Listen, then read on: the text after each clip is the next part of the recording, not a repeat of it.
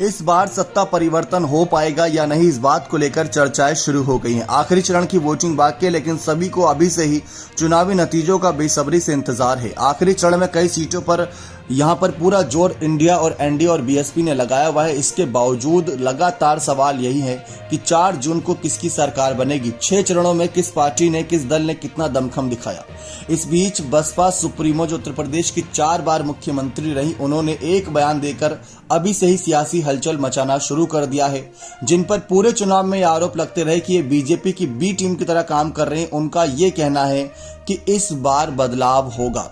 यानी 4 जून को मायावती का कहना है कि बदलाव होना संभव है।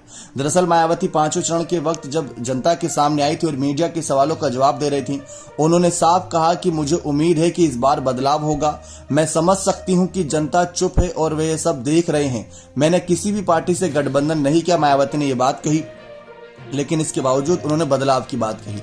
जब बदलाव में उनसे पूछा गया कि क्या लगता है किसको यहाँ पर आगे बहुमत मिलेगा, किसके चांसेस हैं, तो उन्होंने कहा कि यहाँ पर बात इसकी नहीं है, बात है विकास और लोगों के कल्याण की। उन्होंने कहा कि राजनीतिक दलों से विकास और लोगों के कल्याण के मुद्दे को प्राथमिकता देने का अनुरोध किया, चाहे वे भाजपा हो या कांग्रेस। सभी दल से कहते हुए उन्होंने कहा कि वे सरकार बना रहे हैं, लेकिन नतीजे घोषित होने पर सब कुछ स्पष्ट हो जाए, क्योंकि भाजपा भी कह रही है कि सरकार बना रही है, कांग्रेस भी कह रहे हैं कि हम सरकार बना रहे हैं। तो उन्होंने कहा कि नतीजे स्पष्ट कर देंगे। साथ ही साथ उन्होंने ये बात रखी कि जो जनता के हित के मुद्दे हैं उसको प्राथमिकता देनी चाहिए, और उन्हीं विकास के मुद्दों को प्राथमिकता देने का आग्रह मायावती ने साफ तौर पर किया था।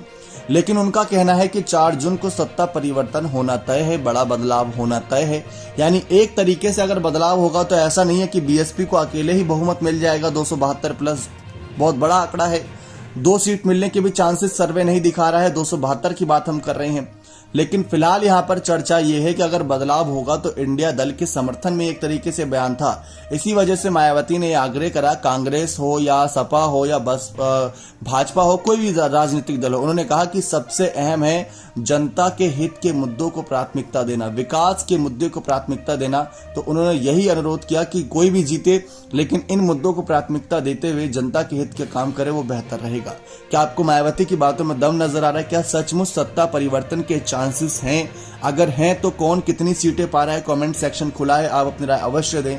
बहुत बहुत धन्यवाद।